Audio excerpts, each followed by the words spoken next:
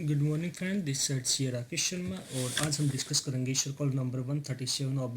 The 2020 GST के अंदर एक सर्कुलर आया है जिसके अंदर क्लैरिफाई किया है जो भी प्रकार के लॉट ऑफ प्रकार के जो डाउट्स थे रजिस्टर्ड पर्सन के, जो जीएसटी होल्डर हैं, जीएसटी नंबर होल्डर हैं, उनको एक सर्कुलर इशू किया गया है 13 अप्रैल 2020 के अंतर्गत, जिसमें क्लैरिफाई किया गया डिपार्टमेंट के द्वारा। इसमें डिवाइड किया गया है 6 पार्टों के अंतर्गत जो क्लैरिफाई दिया गया है, क्लैरिफिकेशन दिया गया है। फर्स्ट क्लैरिफिकेशन के अंदर ये बताया गया कि जो एडवांस रिसीव करते हैं सप्लायर, जो कि सर्विस प्रोवाइड करते हैं, एक सप्लायर जो होता है वो सर्विस प्रोवाइड करता है, उसने कोई एडवांस रिसीव कर लिया, एडवांस रिसीव के ऊपर जो है उन्होंने जो है टैक्स इनवॉइस इशू किया है और टैक्स इनवॉइस के ऊपर उन्होंने जीएसटी पे कर दिया है, लेकिन जो है ऐसी सर्विसेज जो है बाद में कैंसिल हो जाती है, चाहे वो रिसिपेंट के द्वारा, सर्विस रिसिपेंट के द्वारा या सर्विस प्रोवाइडर के द्वारा। तो ऐसी दशा में क्या वो अपना रिफंड क्लेम कर पाएगा या क्या वो अपनी टैक्स लायबिलिटी एडजस्ट कर पाएगा, तो उसके रिगार्डिंग डिपार्टमेंट ने क्लैरिफिकेशन दिया है फर्स्ट पॉइंट के अंतर्गत। सेकंड पॉइंट के अंतर्गत क्लैरिफाई किया है डिपार्टमेंट ने ऐसे जो सप्लायर होते हैं जिन्होंने एडवांस रिसीव किया लेकिन उन्होंने जो है टैक्सेबल इनवॉइस इशू नहीं किया, लेकिन एक रिसिप्ट वाउचर जो है रिसिपेंट को इशू कर दिया है, लेकिन बाद में जो है ऐसा कॉन्ट्रैक्ट जो है कैंसिल हो जाता है सर्विस प्रोवाइडर का, तो ऐसी दशा में क्या वो रिफंड की एप्लीकेशन लगा पाएंगे या जो है एडजस्ट कर पाएंगे अपनी टैक्स लायबिलिटी को, ऐसा जो टैक्स पे किया है उन्होंने एडवांस रिसिप्ट के ऊपर। तो ऐसी दशा में डिपार्टमेंट ने एक क्लैरिफाई किया है इस सर्कुलर के द्वारा। थर्ड पॉइंट के अंतर्गत डिपार्टमेंट ने क्लैरिफाई किया है जो गुड्स सप्लाई किए जाते हैं सप्लायर के द्वारा, जो गुड्स सप्लाई किए जा चुके हैं और टैक्स इनवॉइस भी इशू किया जा चुका है और उसके ऊपर जीएसटी पे किया जा चुका है, लेकिन बाद में जो है रेसिपेंट ने वो गुड्स जो है रिटर्न कर दिए हैं सप्लायर को, तो ऐसी दशा में जो access payment of the GST पे किया उन्होंने, तो उस जीएसटी का क्या होगा, क्या वो जीएसटी का रिफंड क्लेम कर पाएंगे या वो अपनी टैक्स लायबिलिटी से एडजस्ट कर पाएंगे, ऐसा डिपार्टमेंट ने इस सर्कुलर के अंदर इसको क्लैरिफाई किया है।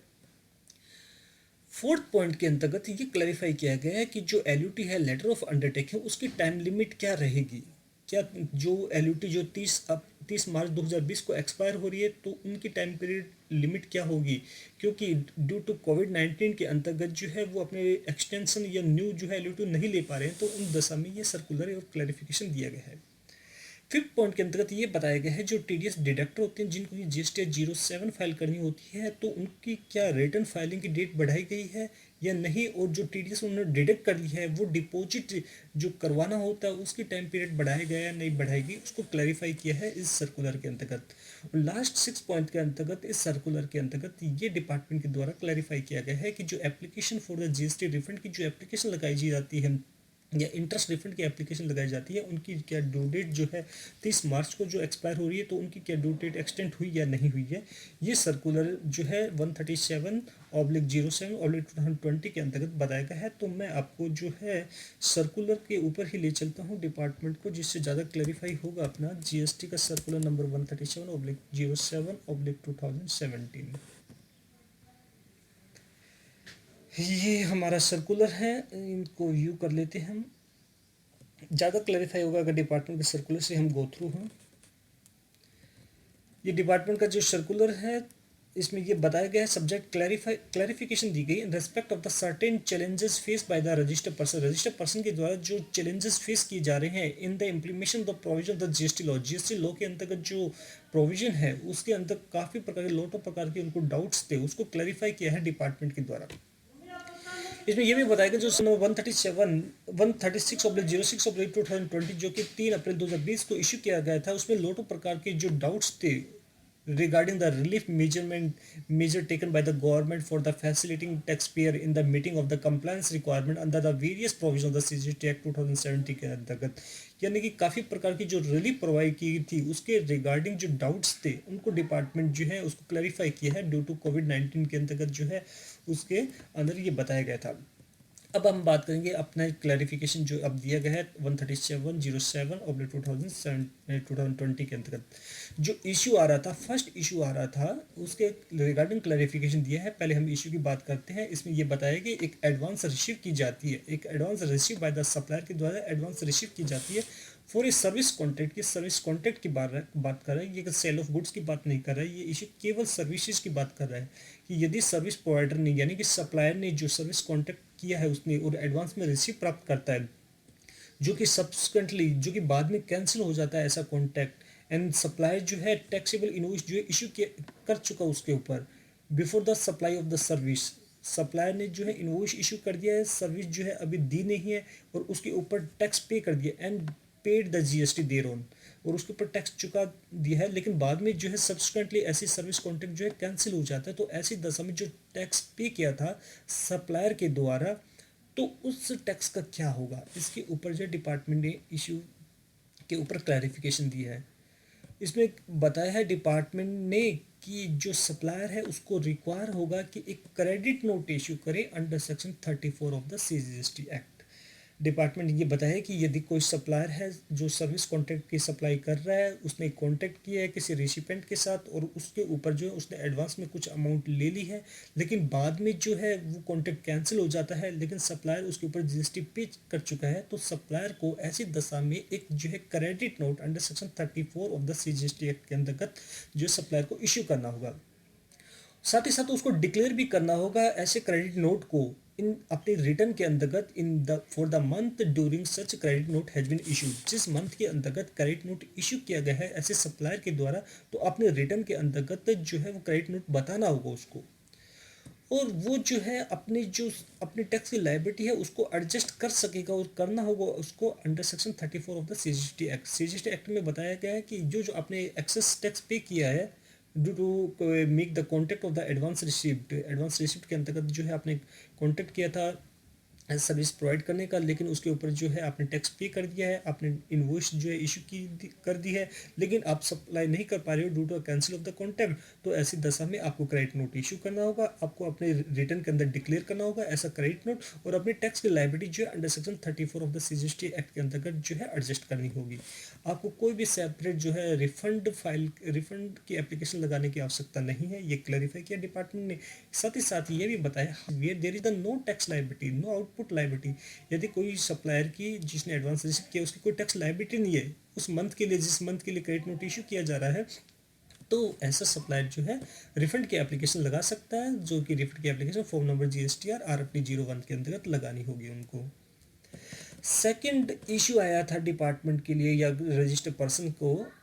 कि जो एडवांस रिसीव की है सप्लायर ने, जो कि सर्विस प्रोवाइड करता है सर्विस कॉन्ट्रैक्ट के अंतर्गत, जो कि बाद में कैंसिल होता है, लेकिन सप्लायर ने कोई भी जो है टैक्सेबल इनवॉइस इशू नहीं किया है। टैक्सेबल इनवॉइस की जगह उन्होंने जो है इशू किया है केवल रिसिप्ट वाउचर,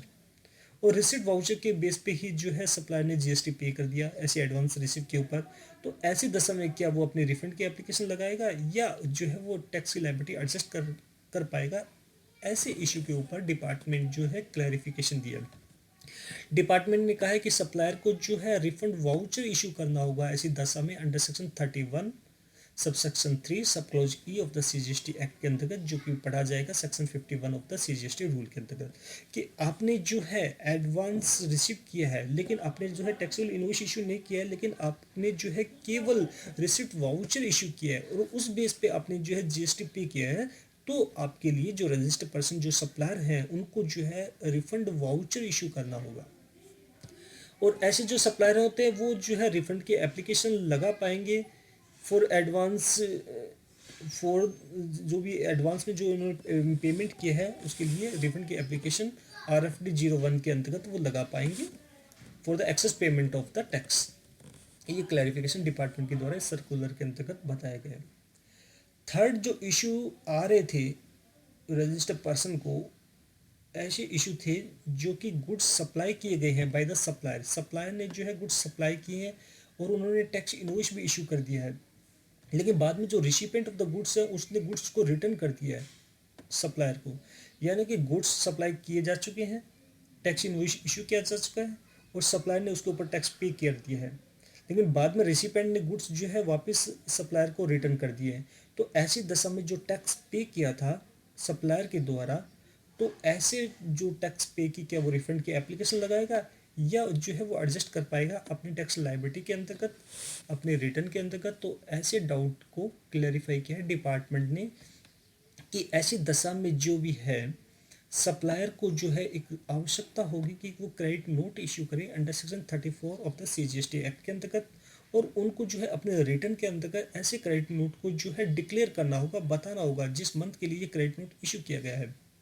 अपनी टैक्स की लायबिलिटी को जो है वो उनको जो है अंडर सेक्शन 34 के अंतर्गत एडजस्ट कर सकते हैं, करना होगा उनको कोई सेपरेट जो है रिफंड की एप्लीकेशन फाइल करने की आवश्यकता नहीं है। यदि आपका जो है कोई भी टैक्स की आउटपुट लायबिलिटी नहीं बनती है जिस मंथ के लिए क्रेडिट नोट इशू किया गया है, तो जो है आप अपनी रिफंड की एप्लीकेशन RFT 01 फॉर्म के अंतर्गत लगा सकते हैं। ये डिपार्टमेंट ने क्लैरिफाई किया है। फोर्थ पॉइंट के अंतर्गत क्लैरिफाई किया है LUT के लिए। LUT लेटर ऑफ अंडरटेकिंग दोस्तों जो है पर्टिकुलर फाइनेंस ईयर के लिए जो है इशू की जाती है। ये जो है 1 अप्रैल से लेकर 30 मार्च तक जो है वैलिड रहती है। अब किसी की मान लीजिए 31 मार्च को जो है LUT एक्सपायर हो रही है और 31 मार्च को ड्यू टू कोविड-19 के द्वारा जो है लॉक इन पीरियड के अंतर्गत कोई भी पर्सन रजिस्टर्ड पर्सन इस LUT को जो है एक्सटेंशन नहीं करवा पा रहा है या नहीं ले पा रहा है, तो उनके लिए डिपार्टमेंट ने ये कहा है कि आपकी जो पुरानी वाली LUT है जो कि 31 मार्च 2020 को एक्सपायर हो रही है, उसका टाइम पीरियड जो है डिपार्टमेंट ने बढ़ा दिया है, उसको 30/6/2020 तक आप यूज कर सकते हैं। ऐसा प्रोविजन डिपार्टमेंट ने क्लैरिफिकेशन दिया है। ये जो है फोर्थ पॉइंट के अंतर्गत आ गया। और फिफ्थ पॉइंट के अंतर्गत जो क्लैरिफाई किया है, एक ऐसे इशू आ रहे थे जो कि GST 7 लगा रहे थे, अर्थात ऐसे जो भी पेमेंट करने वाले जो पर्सन्स हैं जो कि रिसिप्ट अमाउंट के ऊपर जिनको कि TDS डिडक्ट करना पड़ता है under section 51 of the CGST act 2017 के अंतर्गत 1% जो TDS डिडक्ट करना होता है, तो उनकी जो रिटर्न फाइलिंग की डेट है GST 7 की, और जो TDS डिपॉजिट कराने का टाइम पीरियड है, क्या उस टाइम पीरियड को बढ़ाया गया है या नहीं बढ़ाया गया, इसमें डिपार्टमेंट ने क्लैरिफाई किया गया है। इसमें डिपार्टमेंट ने ये बताया है कि according to the due date for the furnishing of the GST 7 along with the deposit of the TDS for the said period has been extended, यानी एक्सटेंडेड किया जा चुका है टिल 30 जून 2020 तक। कोई भी इंटरेस्ट जो है अंडर सेक्शन 51 के अंतर्गत है लायबल नहीं होगा। यदि आप अपना डिपॉजिट करा देते हो जो TDS की अमाउंट है 30/6/2020 तक, तो उसके ऊपर इंटरेस्ट के प्रोविजन एप्लीकेबल नहीं होंगे। लास्ट एंड फाइनल जो भी क्लैरिफिकेशन डिपार्टमेंट द्वारा इस सर्कुलर के अंतर्गत दिया गया है वो ये बताया है कि जो भी रजिस्टर्ड पर्सन होते हैं जिनकी की रिफंड की एप्लीकेशन डिपार्टमेंट को फाइल की जा चुकी है और जिनका कि जो टाइम पीरियड जो होता है वो 2 साल तक होता है कि एप्लीकेशन लगाने का, यदि वो 30 मार्च 2020 को जो है एक्सपायर हो रहा है ऐसा टाइम पीरियड, तो ऐसी दशा में क्या होगा। A person is required to making the application before the expiry of the 2 year from the relevant date if the particular case the date for the making the application for the refund is expire on the 31st March 2020, तो ऐसी दशा में क्या होगा, क्या वो अपने refund की एप्लीकेशन बाद में लगा पाएंगे या नहीं लगा पाएंगे, क्या रिफंड क्लेम कर पाएंगे नहीं क्लेम कर पाएंगे। इसके रिगार्डिंग डिपार्टमेंट ने ये बताया है कि the same has been extended, कि ऐसी एप्लीकेशन जो आप 30 मार्च तक नहीं लगा पा रहे हो ड्यू टू कोविड-19 के लिए, तो वो जो है आप अपनी एप्लीकेशन 30/6/2020 तक भी लगा सकते हो। According the due date of the filing the application for the refund filing during the set period has also been extended till 30/6/2020 तक जो है एक्सटेंड की जा चुकी है। दोस्तों ये डिपार्टमेंट का सर्कुलर था, सर्कुलर नंबर 137/07 2020, जिसके रिगार्डिंग काफ़ी प्रकार के जो इश्यूज थे, डाउट्स थे रजिस्टर्ड पर्सन के for the provision of the GST, तो उनको क्लैरिफाई डिपार्टमेंट के दिया किया गया। और शो आपको जो है ये डिपार्टमेंट के द्वारा सर्कुलर क्लियर हो चुकी हैं।